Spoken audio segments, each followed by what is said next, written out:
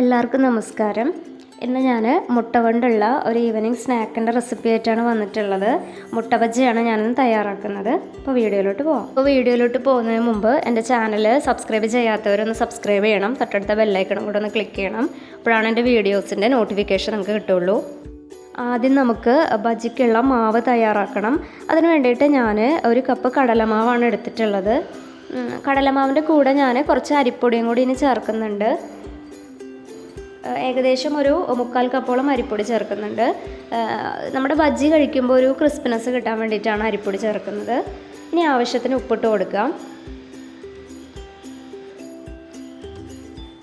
അതിനുശേഷം 3/4 ടീസ്പൂൺ മുളക് പൊടി, 1/2 ടീസ്പൂൺ മഞ്ഞൾപ്പൊടിയും കൂടി ചേർക്കുന്നുണ്ട്.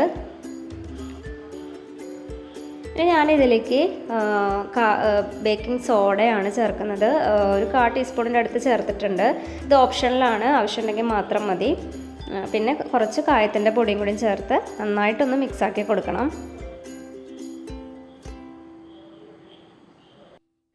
ഇനി ഇതിലേക്ക് 1 ടീസ്പൂണോളം ഇഞ്ചി വെളുത്തുള്ളി പേസ്റ്റും കൂടി ഇട്ട് കൊടുക്കണം. അത് ഞാൻ നേരത്തെ ഇട്ട് കൊടുക്കാൻ വിട്ടുപോയതാണ്. ഇനി ഇതിലേക്ക് കുറച്ചായിട്ട് വെള്ളം ചേർത്തിട്ട് ഇതൊരു മാവിൻ്റെ പരുവത്തിലാക്കി എടുക്കണം. ഏതാണ്ട് ദോശമാവിൻ്റെ അതേ പരുവത്തിൽ തന്നെ നമുക്ക് ഇത് കലക്കിയെടുക്കാം. അപ്പോൾ ബജിക്കുള്ള മാവ് ഇവിടെ റെഡിയായി കഴിഞ്ഞു. ഇത്രയും മതിയാവും. ഇതേ കൺസിസ്റ്റൻസിയിൽ വേണം തയ്യാറാക്കാനായിട്ട്. ഇനി നമുക്ക് പൊരിച്ചെടുക്കാം. ഞാൻ 5 മുട്ടയാണ് പുഴുങ്ങിയെടുത്തിട്ടുള്ളത്. അത് 2ആയി മുറിച്ചിട്ടുണ്ട്.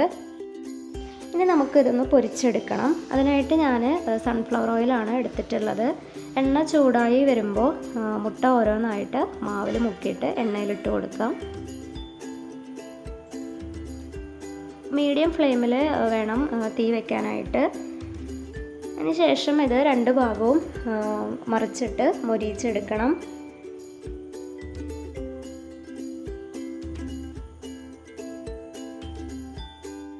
ഇതിവിടെ റെഡി ആയിട്ടുണ്ട്. ഞാൻ എണ്ണയിൽ നിന്ന് കോരി മാറ്റുകയാണ്. ഇതുപോലെ തന്നെ ബാക്കിയുള്ള മുട്ടയും നമുക്ക് മാവിൽ മുക്കി പൊരിച്ചെടുക്കാം.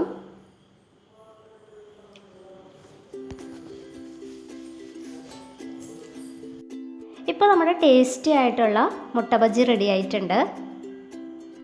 നമ്മുടെ വീട്ടിൽ പ്രതീക്ഷിക്കാതെ പെട്ടെന്ന് ഗസ്റ്റൊക്കെ വരികയാണെങ്കിൽ വേഗം തന്നെ തയ്യാറാക്കാൻ പറ്റുന്ന ഒരു സ്നാക്കാണ്.